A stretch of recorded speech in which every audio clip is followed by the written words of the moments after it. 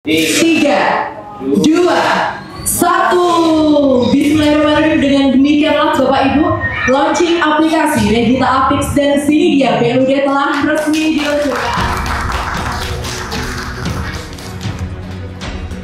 Dan aplikasi ini Regita Apix ini terkait dengan digitalisasi, terkait dengan piutang di Rumah Sakit Margono, dan ini adalah untuk menyelesaikan administrasi terutama ya. Jadi selama ini memang masih ada beberapa piutang yang belum diselesaikan oleh pasien. Aplikasi yang kedua terkait dengan Sinidia BLUD. Jadi aplikasi ini merupakan aplikasi sistem informasi kinerja penyedia BLUD. Adalah Bankomat, pengembangan kompetensi Margono. Sakit Margono ya, jadi ini terkait dengan pelatihan. Di Rumah Sakit Margono itu kita pengelolaan pengadaan barang jasa kan semakin tahun semakin meningkat.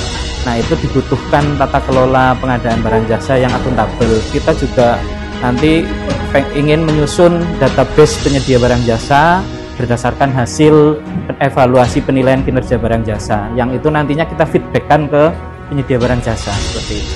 Kondisi saat ini di Rumah Sakit Margono masih penilaiannya bersifat manual menggunakan form. Jadi kita digitalisasi form tersebut ke dalam satu aplikasi bernama, kami akronimkan Sinidia BLUD, Sistem Informasi Kinerja Penyedia BLUD.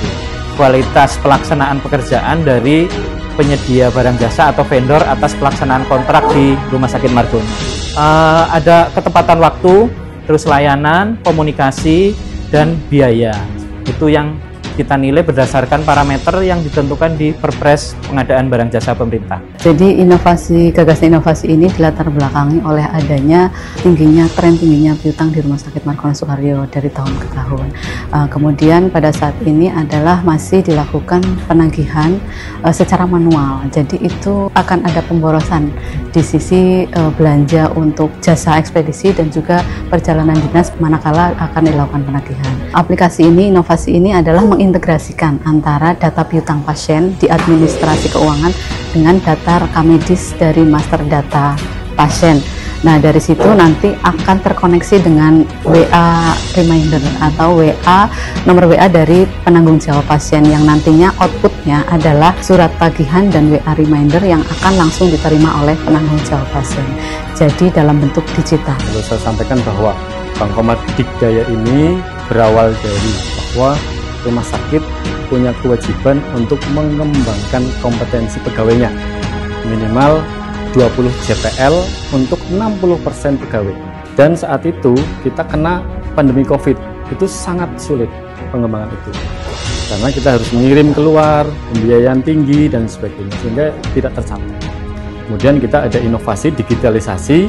Ketika kita menyelenggarakan pelatihan itu sendiri dengan terakreditasi oleh Kementerian Kesehatan, awalnya kita akan melatih pegawai-pegawai kita dengan efisien biaya yang rendah karena kita mendayagunakan sumber daya yang ada, tenaga kesehatan, dokter spesialis, perawat, farmasi dan sebagainya, tenaga gizi, untuk mengembangkan pegawai-pegawai kita secara mandiri, dan itu terpenuhi. Dan sekarang teman-teman institusi dari luar, dinas kesehatan, puskesmas, rumah sakit sekitar mengirim peserta ke kami untuk mengembangkan kompetensinya. Dari situ maka kita akan memberikan manfaat kepada tenaga kesehatan bukan hanya di Margono tetapi di luar. Kita ada tarif pelatihan yang insya Allah tarifnya efisien, bersaing dengan para lembaga penyelenggara yang lain, murah tetapi tidak murahan, sehingga kita akan mendapatkan penghasilan untuk rumah sakit dari sisi ketiklan. Insya Allah kita sudah bisa menyelenggarakan untuk lebih dari 31 jenis pelatihan yang terakreditasi oleh Kementerian.